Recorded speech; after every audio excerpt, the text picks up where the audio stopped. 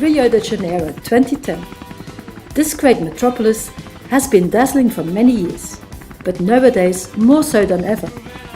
The city is bracing itself for several major world events, including the FIFA World Cup 2014 and the Olympic Games in 2016. These major events generate huge construction projects, such as the removal of old non-historical buildings and infrastructure, and the construction of roads, tunnels, sports stadiums, hotels, museums. All these new constructions will be as sustainable as possible. For this reason, the local government has set up a sustainability task force. Help! I need somebody, help! Not just anybody, help! You know I need someone, help! When I was younger, so much younger than today, I never needed anybody's help in any way. But now these days are gone and I'm not so self-assured. Help! Rio de Janeiro's most notorious nightclub near Copacabana Beach, well known all over the world, unfortunately closed after becoming a haven for prostitution and drug trafficking. So the 2009 New Year's Eve party was the last one in Help's thrilling history.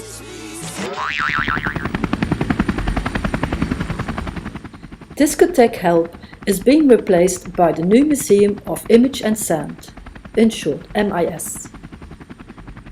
This museum project will include extensive external access ramps and windows showing different angles of Copacabana Beach.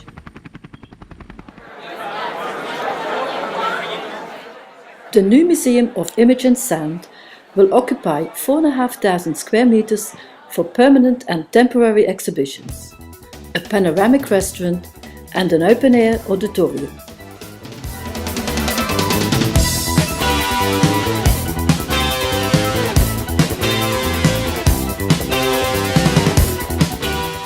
Before building MIS, the old Wat Help has to be removed sustainably. Several demolition companies were interested. The Roberto Marinho Foundation has chosen a temporary consortium under the leadership of Gaenge Ambiental.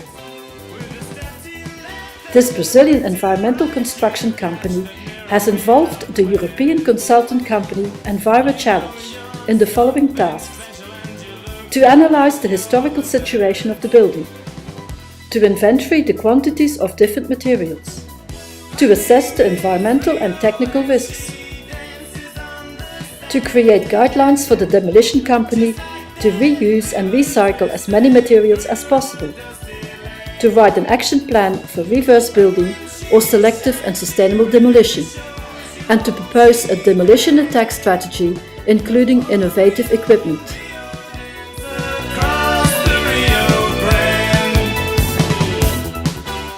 The three-dimensional risk analysis has been developed by Enviro Challenge via 3 days. The three-dimensional environmental inspection system. The risk assessment is based on historical drawings and on detailed inspections during the assessment of the building.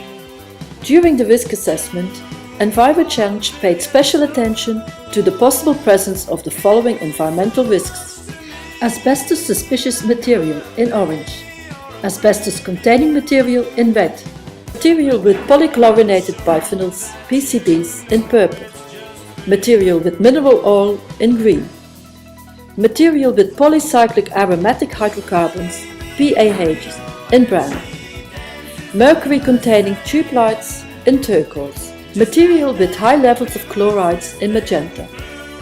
The colors symbolize the identified environmental risks. Need somebody, help! Not just anybody, help! You know I need someone, help! When I was younger, so much. Asbestos-containing material, the corrugated roofing of the entrance and one plate of a loudspeaker system.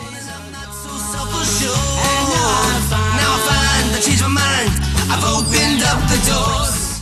Asbestos suspicious material, Kayenji and Enviro Challenge have taken 5 samples for analysis on asbestos fibers, namely samples of chipboard,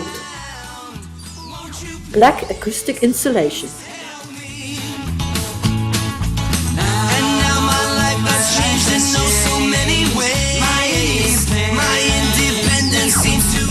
cement band wood plate,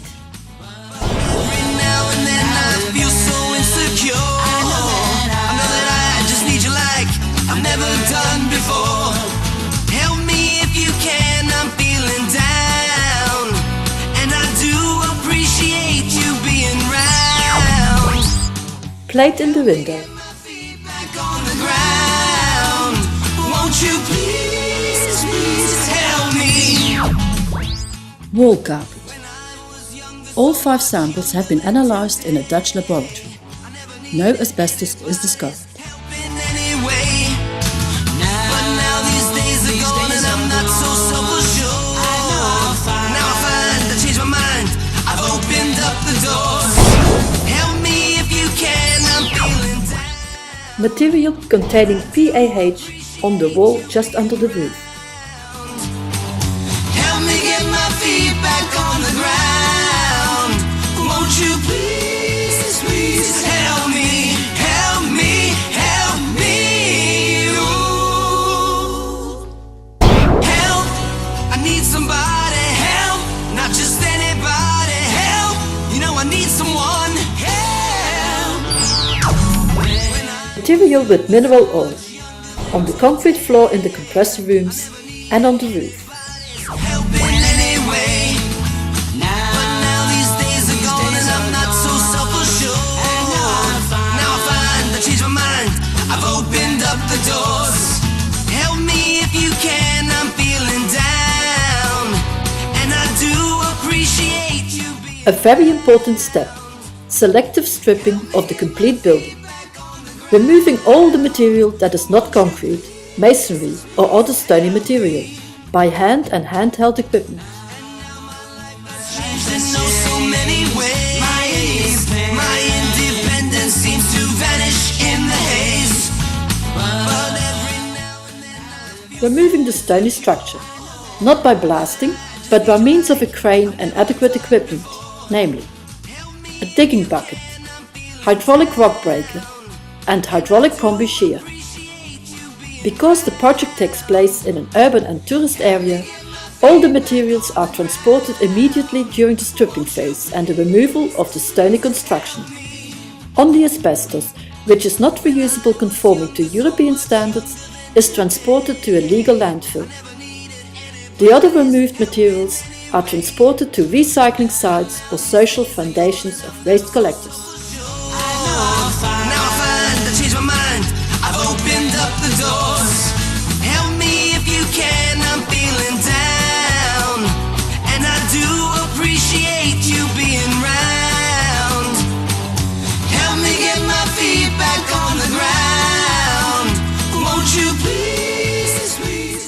The presented work method implicates the following advantages: job creation for poorly or uneducated people in responsible working conditions, meaning people, saving of raw materials and energy, as well as reduction of carbon dioxide emissions, meaning planet, and creation of financial benefits for the workers, the private and public commissioners, the involved demolition and recycling companies, as well as the technology suppliers, meaning prosperity. Advantages concerning people, planet and prosperity. Triple P advantages that guarantee a better world, a sustainable world.